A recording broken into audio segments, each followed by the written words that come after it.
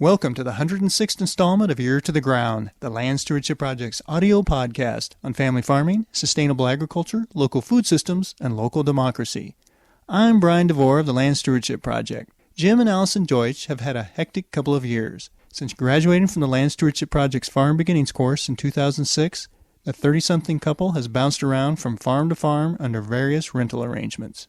While taking the Farm Beginnings course, which emphasizes business planning, innovative marketing, and goal setting, the Deutsches learned how other farmers in the region were producing crops and livestock profitably, utilizing alternative methods such as rotational grazing and organics. Jim and Allison eventually settled on raising hogs in humane, deep straw bedding systems for the drug-free natural market. However, Jim and Allison had a difficult time finding farmers who would rent them land and facilities for a livestock operation. In fact, they found established conventional farmers in rural communities not particularly positive about the future for beginning farmers such as themselves. They also found that it was difficult to buy a farm all in one piece. That is, one that hadn't already had its facilities and equipment sold off or overworked to the point where they were unusable. But the Deutsches gained inspiration from the innovative farmers they had met through Farm Beginnings. These farmers served as an informal support network for the young couple, offering encouragement and practical advice on how to launch a career on the land. Jim and Allison kept searching the region for a farm they could move their hog enterprise onto permanently. In March 2010, the Deutsches' patience paid off when they bought a 160-acre working farm in western Wisconsin. The farm has solid buildings that can be used for raising livestock like hogs. And as part of the deal with the family that sold them the operation, the young couple was able to buy field cropping and other equipment that had been used on the farm recently, and it was in decent shape. This allowed the Deutsches to begin farming immediately that spring. A little over a year after settling down on their new farm, I visited Allison and Jim and got a tour of their operation, which besides hogs that they market to Nyman Ranch and directly to consumers, includes chickens. They also raise their own livestock feed and bedding on the farm and produce squash for the wholesale market. Allison and Jim talked with me about how important it was to be able to buy a whole working farm with the facilities and equipment intact, and how good communication with their lender has helped them get established and make plans for the future. Being able to buy all the equipment with the farm, I don't think we would have been able to do it otherwise, because that would have meant searching for equipment, and that takes a lot of time. So we had everything here. We didn't have to go and look for it. We knew what we had, and we could come up with a plan for putting our crops in with the equipment that we had. So it was just a matter of learning a new set of equipment and just going to put in our crops in it, and we were able to plan for both. Just all the time that it takes. I mean, like you said, we moved here the last week of March. The wheat went in the ground the last week of April, and with moving and setting up for livestock in that month, there was no time to look for equipment or facilities for the pigs.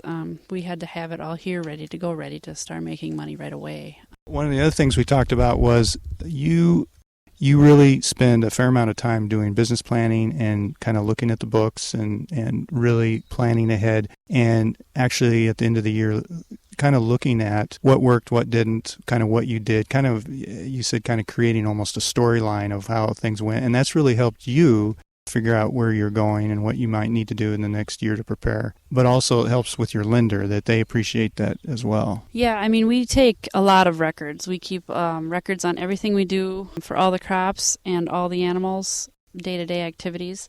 And then at the end of the year, we can see what worked and what didn't, what made money and what didn't, how to continue on with what is successful and how to change what isn't. Obviously, that's important to a lender, to have confidence in you that you're going to pay attention and learn from your mistakes, and to continue on with what is working and to change what isn't, and to be on top of it, to know that before the day that something fails, to know when you need to make changes. One of the other things that I know you guys have had to adjust the way you're raising the hogs here for now temporarily, because you had some flooding in some pastures and you set up a new building and all that. I guess you've had to been flexible. It sounds like you really had to be flexible in the last year or so. But now that you've gotten established on a farm that you actually own, what are some of I know you haven't had a whole lot of time to think about this, but what are some of your goals here in the next couple of years as far as what you're going to be doing with the operation? Our goals here for the next few years or near future is to get things set up and running. We're going to have the advantage now that we know that we won't be moving. In the past, we've always known in the back of the head we have to prepare to maybe move. Now we can start to some plans up the long term. And some of those long-term plans are to have a complete system here on the farm of growing all of our own feed for the livestock, a complete cycle of nutrients with the manure from the livestock. And so everything that we take off of our land, we can put back on it. We really need to get things set up so we can take a day off every week, because right now that isn't an option.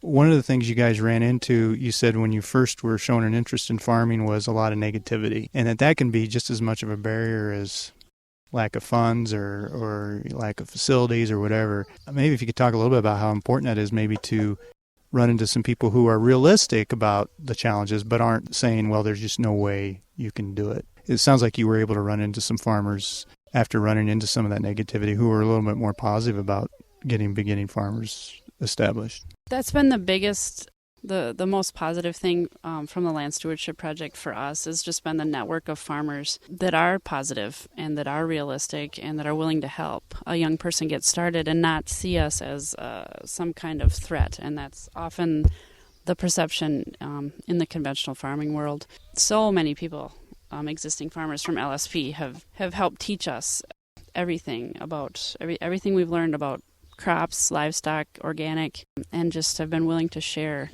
their time and energy to teach us and to be positive. And that is the reason that we've gotten started farming. So that's been the biggest help. Without that, we wouldn't have made it. This kind of leads me to that whole idea of kind of community involvement, and that what we've found through Farm Beginnings and other beginning farmer programs is it's not enough to just get somebody started in an area, but they kind of have that community, they need that community support. You guys are direct marketing in the area, and that would seem to be one way to build community support. But are you starting to see, either through other farmers in the area, other young farmers, as well as established farmers, but also other businesses in the area, are they starting to maybe appreciate that it's to their benefit to support beginning farmers in an area like this? I think when we use some of the businesses in town, they're starting to realize that it is an advantage to have beginning farmers in an area, because they see that we're farming full-time, and the amount of business that we bring to the businesses in town. We spend a lot of dollars on a farm our size locally, and that hopefully they can realize that the more people they add to land, that it just helps the whole area.